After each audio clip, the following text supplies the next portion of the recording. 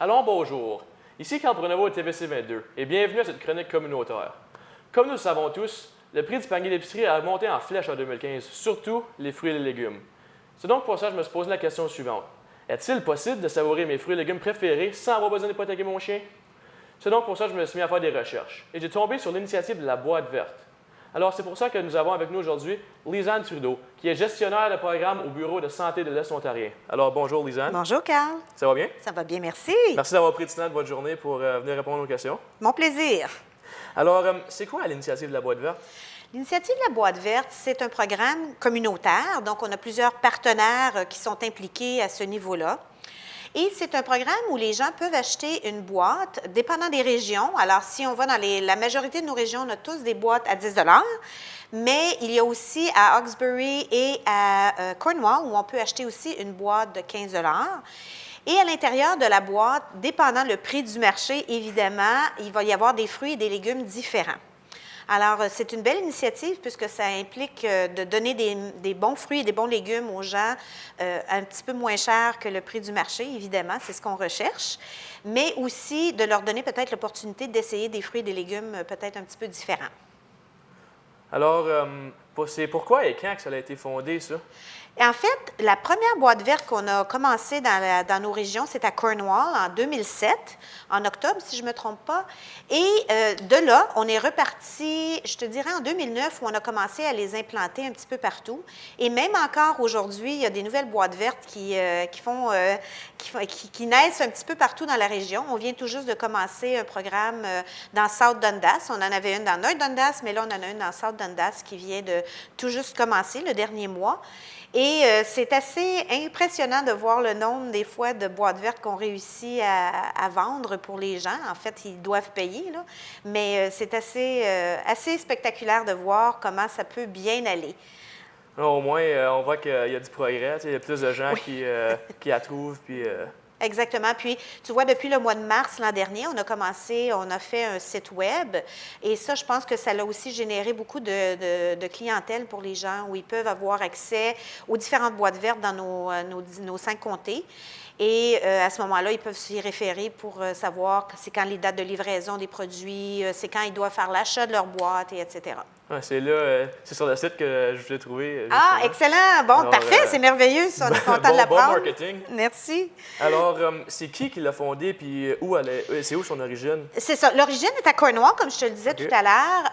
Qui l'a fondé? C'est un regroupement de partenaires, dont le Bureau de santé. On est un des partenaires, mais on n'est pas le seul.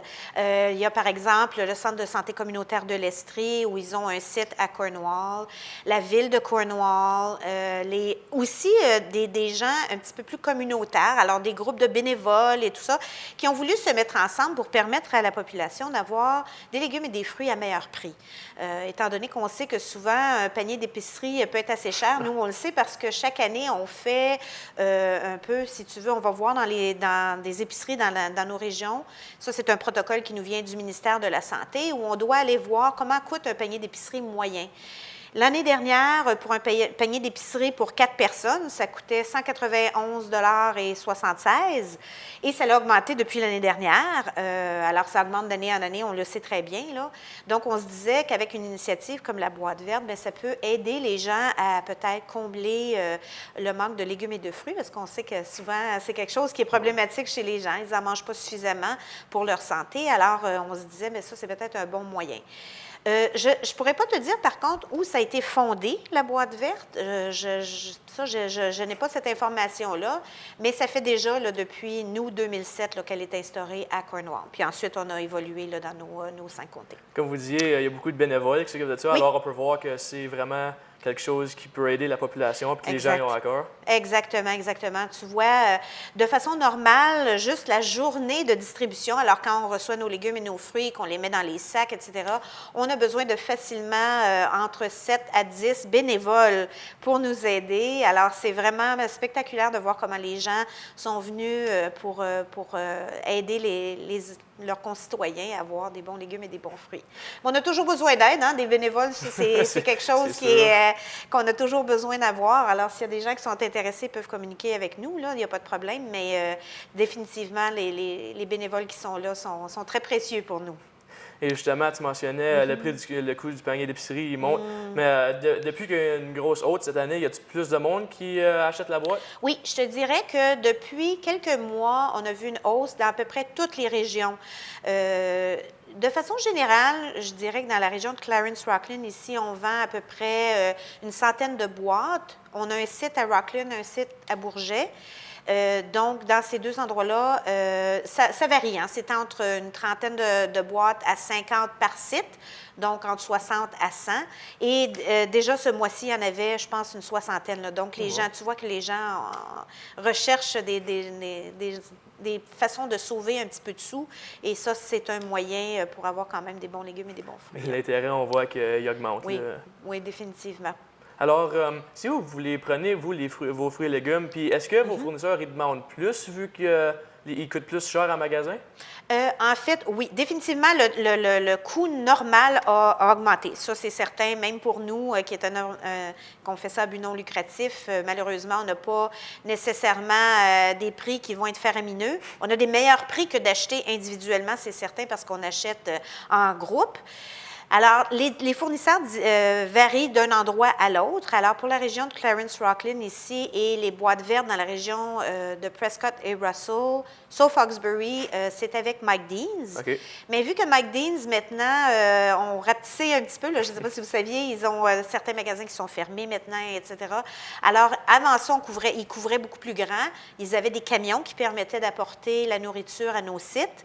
Parce que nous, il faut penser que tout est fait de façon bénévole. Donc, ça nous prend un petit peu des partenaires pour nous aider à faire le transport, par exemple, des marchandises, etc.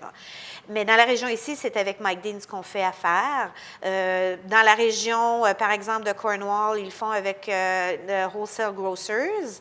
Alexandria, ils vont avec les épiceries du coin, donc avec le Yours Independent et d'autres.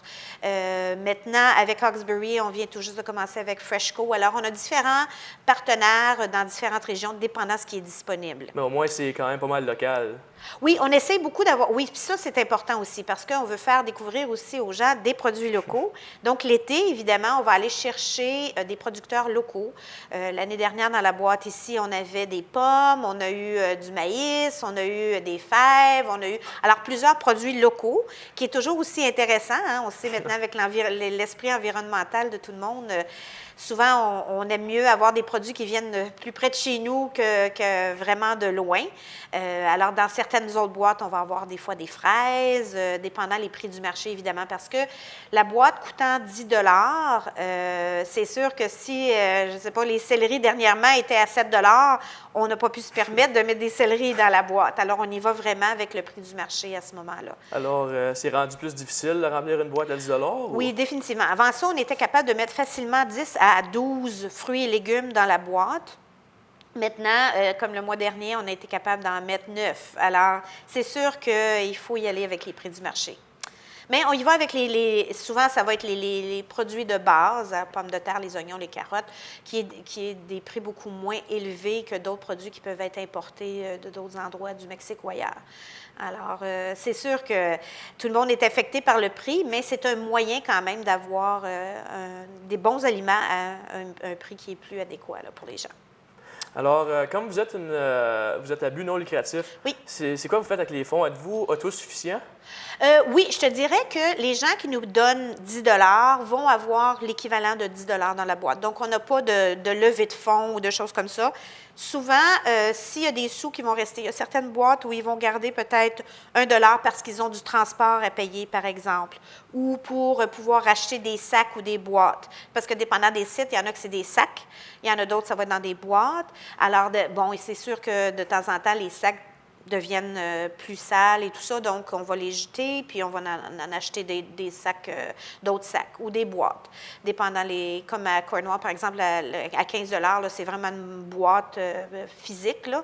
Donc, puis pas une boîte de carton, une boîte en plastique pour permettre de bien les nettoyer et tout ça, parce qu'il faut aussi avoir en tête tout ce qui est le côté de salubrité des aliments, etc. Donc, ça, c'est bien important. Alors, c'est généralement généralement la façon qu'on fonctionne. Mais tu vois, on ne fait pas d'argent. S'il reste des argents dans le compte de banque, par exemple, ce qu'on va faire, c'est que souvent, par exemple, dans le temps des fêtes, on va offrir des légumes et des fruits à la banque alimentaire ou à des paniers de Noël ou des choses comme ça. Alors, on ne garde pas d'argent comme tel. Là. Nous, on ne fait pas nécessairement la gestion des fonds parce que c'est d'autres organisations qui le font, mais on essaie vraiment là, que les gens en aient pour leur argent. Là, pour le 10 qu'ils donnent, qu'ils en aient pour 10 Au moins, vous vous aidez entre charités. Oui, exactement. Puis ça, je pense que c'est bien important aussi. On a toujours besoin d'avoir de l'aide, c'est certain, parce que on sait que c'est quelque chose qui aide nos populations locales, beaucoup. Et puis, on aimerait bien que le système demeure. Des fois, c'est difficile, par exemple. C'est sûr qu'il y a des sections, des fois, qui sont un petit peu plus difficiles, des mois qui sont moins faciles à faire arriver aussi. Mais parce que c'est une grande organisation. Ça a l'air facile quand on vient acheter notre sac, mais c'est la gestion des fonds, c'est aller faire les commandes, recevoir, alors s'occuper de toute la publicité, etc., etc. Alors, tout le monde y met son travail qu'ils peuvent faire. Alors, c'est comme ça qu'on fonctionne. Et est-ce que des fois, vous avez des dons ou pour vous aider, mettons, si vous avez besoin de plus de paniers ou si, comme vous avez dit plutôt, plus de sacs ou il y a des fois des bénévoles ou du monde qui donnent de l'argent? Oui, on a beaucoup par exemple, les caisses populaires ou les banques ou tout ça, souvent vont avoir des sacs qu'ils vont nous donner. Ou encore des choses comme ça. Mais au niveau d'aliments comme tel, je pense pas que c'est jamais arrivé qu'on a eu un don d'un endroit ou d'un autre. C'est plutôt nous qui, si les gens ne viennent pas ramasser leur sac, souvent, ils vont être soit gardés une journée ou ils vont être amenés tout de suite à la banque alimentaire pour que ce soit distribué à la population. Donc, ce n'est pas nous là, qui gardons les aliments à l'interne. Ils sont vraiment remis à la communauté, souvent aux banques alimentaires. C'est ce qu'on va faire pour un petit peu, vu qu'il y a quelqu'un qui l'a payé ce sac-là, c'est comme un don que cette personne-là a fait quand ils oublient de venir chercher leur sac. Alors aussi, comme on le sait, il y a une grosse hausse cette année, 9 et 10 je crois, sur les fruits et légumes.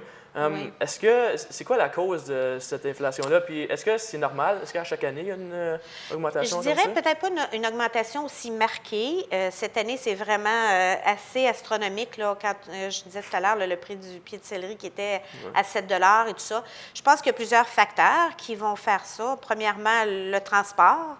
Le coût du transport, évidemment, pour amener les aliments, que ce soit d'un autre pays ou même d'une autre province. Ça peut être aussi le fait que aujourd'hui, des fois, si la température est mauvaise dans ces endroits-là puis qu'ils ont peu de l'aliment en question, bien, les prix vont augmenter pour qu'eux puissent rencontrer leur coût.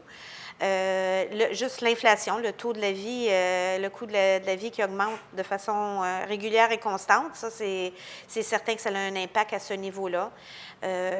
Mais on essaie vraiment là, que ce soit le plus profitable pour les gens possible parce que notre but, en fait, c'est que les gens soient plus en santé. Puis une des façons d'y arriver, c'est en mangeant des légumes et des fruits. On sait que c'est plein d'antioxydants, c'est plein de bonnes vitamines, bons minéraux. Alors, on veut encourager les gens à en manger. Et puis, on trouve que c'est un moyen. Ce n'est pas le seul moyen. Quand on pense à tout ce qui est la sécurité alimentaire, il y a 1 million d'autres choses qu'on pourrait faire aussi.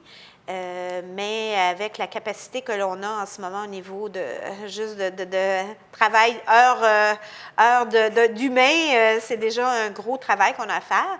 On le fait une fois par mois dans tous nos secteurs. Alors, généralement, ça vient de passer. C'était mercredi dernier, mercredi de cette semaine, que ça fonctionnait dans tous nos sites. Alors, c'est ce qu'on... Mais on essaie vraiment d'encourager la consommation pour essayer que les gens soient mieux alimentés puis que ça évite d'avoir des problèmes de santé quand on est capable de contrôler. Et vous le rendez plus abordable aussi, ce qui est aussi, c'est plus une motivation pour les gens. Comme, c'est ça. Je peux les avoir moins chers, puis ils sont bons pour la santé, alors... Puis souvent, ce qui est le fun aussi, c'est que, par exemple, dans les boîtes à 15 $, c'est sûr qu'on peut se permettre de mettre peut-être un petit peu plus des choses différentes. Alors, on va faire goûter à des choses comme des mangues aux gens qui ne savent pas ce que c'est vraiment, qui n'ont jamais goûté, même des kiwis, des choses comme ça. Peut-être pour certains, ça peut être des aliments qui semblent être des aliments communs, mais pour beaucoup de personnes, c'est pas le cas. Alors, tu sais, des fois, les gens connaissent la base et puis connaissent pas ces aliments-là. Alors, c'est le fun de faire découvrir des aliments un petit peu différents. Puis souvent, ça va peut-être leur donner le goût d'essayer autre chose. Ça met de la variété aussi dans l'alimentation, qui est important, parce qu'on sait que de manger juste un type d'aliment, c'est peut-être pas la meilleure chose, parce que il n'y a pas un aliment miraculeux qui va tout inclure. Donc, d'avoir une variété, c'est le fun aussi. Mais je te dirais que souvent, on va essayer vraiment de privilégier ce qu'on fait pousser chez nous, du fait qu'il y a moins de transport qui est impliqué, etc. Donc, au niveau de l'environnement aussi, on a cette conscience environnementale-là aussi, là. Alors, j'espère que ça vous a éclairé sur cette initiative qui est, je crois, qui est vraiment bonne pour la communauté, pour tout le monde. Vraiment, il y a des bénévoles, tu sais, ça donne du manger abordable, qui est bon pour la santé à tout le monde. Et j'espère qu'il y a plus de monde qui vont commencer à se procurer la boîte verte. Oui, puis et s'il y en a qui veulent aussi donner leur nom pour être des bénévoles, pour venir donner un coup de main, ils peuvent toujours contacter le service appel santé du bureau de santé, puis on va les référer à la bonne région où ils voudraient être donnés un coup de main. C'est toujours apprécié de la part des gens de donner un petit coup de main dans ces belles initiatives-là. Alors, merci beaucoup, Lisanne, Ça m'a fait pour plaisir. avoir pris le temps de votre journée pour répondre aux questions puis montrer au monde, tu sais, une bonne initiative, là. Bon, bien merci beaucoup. Ça m'a fait plaisir, Carl. Merci.